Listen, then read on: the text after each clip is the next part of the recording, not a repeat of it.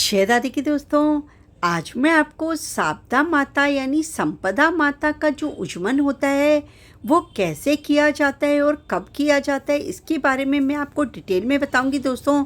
तो शारदा माता का जो उज्जमन होता है वो हम लोग होलिका दहन के दूसरे दिन जब डोरा लेते हैं उस दिन इसका उज्जमन नहीं किया जाता है दोस्तों। जिस दिन हम लोग बैसाख मास में अमावस्या के बाद जब ये डोरा खोलते हैं उस दिन इसका उज्जमन किया जाता है। इसमें बाकी सब तो जो हर साल हम लोग जिस तरह करते हैं वैसे ही किया जाता है। पाटे पर जल का लोटा रखकर कटोरी में सीरा रखकर उस पर रुपया रखते हैं और अपना डोरा और जो 16 दाना जो अपना जौ का होता है वो लेकर बैठ जाते हैं और सतिया बनाकर पाटा पे और जल के लोटा पर सतिया बनाकर कहानी सुनते हैं।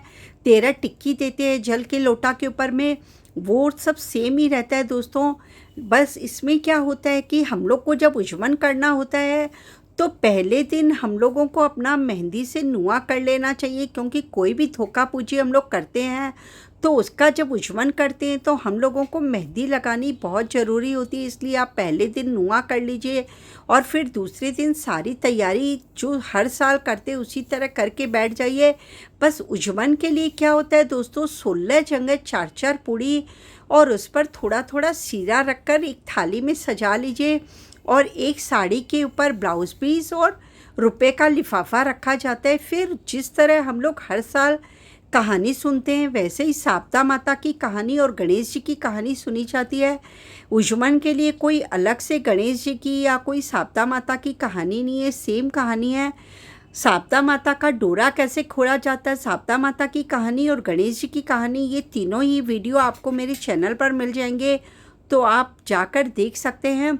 फिर कहानी सुनने के बाद में दोस्तों पहले हम लोग जो कटोरी में सीरा रहता है, जो हर साल जो बाना निकालते हैं उसका बाना निकाला जाता है, उसको फिर रख देते हैं। उसके बाद जो 16 पूड़ी, 16 जगह हम लोगों ने 4-4 पूड़ी और सीरा रख रखा था उसके पर 2 बार रोली चिरसते हैं।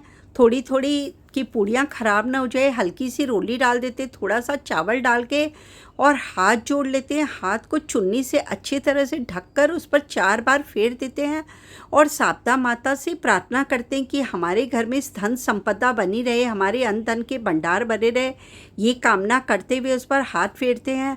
और फिर इसी तरह से जो साड़ी, ब्लाउज और रुपए का लिफाफा होता है उसके ऊपर भी 2 बार रोली से चिरसते हैं। थोड़ी थोड़ी रोली डालते हैं कि साड़ी ख़राब ना हो जाए और थोड़ा सा चावल डाल के फिर हाथ जोड़ के 4 बार उसके ऊपर भी हाथ फेर देते दोस्तों चुन्नी से ढककर।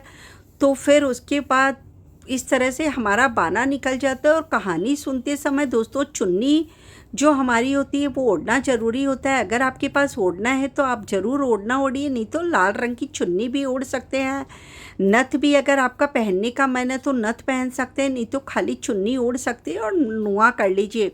वो आप अपने जैसे भी आपका मन हो उस तरह आप कर सकते हैं। फिर उसके बाद में वो जो कटोरी में आपने हलवा का और रुपए का बाना निकाला था, वो साड़ी, ब्लाउज और रुपए का लिफाफा वो तो आप अपनी सास को दे दीजिए पाँव छू के। अगर आपकी सास नहीं है या कोई कारण से आप दूसरे स्टेट में रहते हैं, वहाँ पर आपकी सास नहीं, तो आप अपनी कोई बहन बेटी को भी दे सकते हैं या उसको उठा कर रख सकते हैं साड़ी ब्लाउज को। जब आप अपनी सास से मिलेंगे तब आप उनको वो साड़ी, ब्लाउज और रुपए का लिफाफा दे सकते हैं।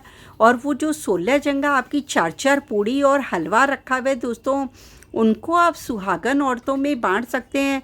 वो सुहागन औरतें कोई भी हो सकती है, आपके आस पड़ोस की हो या फिर आपकी कोई फ्रेंड हो या कोई आपका घर परिवार में ही आपकी बहन, बेटियां, देवरानी, जेठानी होती हैं, उनको आप किसी को भी ये दे सकते हैं। सुहागन औरतों में ये वितरित कर सकते हैं।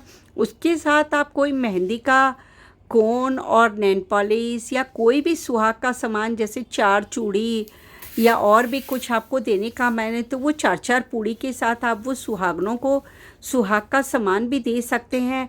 इस तरह से बहुत ही सरल विधि से आपका उज्जमन हो जाएगा। और फिर आपका जो डोरा होगा और जो आखा होगा 16, उसका आप सूरज भगवान को अर्घ दे दीजिए। जो जल का लोटा रखा हुआ है उससे अर्घ दे के और जो जीमना होता है वो भी मैंने आपको बता रखा है दोस्तों। किसी के घर में बिना नमक का खाते हैं और किसी के घर में सेंधा नमक का खाते हैं। बस धान एक खाते हैं, या याद रखिएगा धान दो नहीं खाते हैं, यानी आटा अगर खा रहे तो बाजरा नहीं खाएंगे, बेसन नहीं खाएंगे। बेसन खा रहे हैं तो फिर आटा नहीं खाएंगे, और बाजरा खा रहे हैं तो आटा बेसन नहीं खाएंगे। इस तरह से एक धान पर ही ये व्रत किया जाता है। नमक का तो आप अपने घर के हिसाब से बिना नमक का खाना है या सेंधा नमक से खाना है वो आप कर सकते हैं। और इसमें कोई व्रत नहीं होता है। इसमें 2 बार सुबह और शाम दोनों टाइम जीम सकते हैं, और दोपहर के टाइम पे आप फल, दूध, चाय, लस्सी कुछ भी ले सकते हैं। तो इसका कोई विशेष व्रत नहीं होता है, और उज्जवन की भी बहुत सरल विधि है।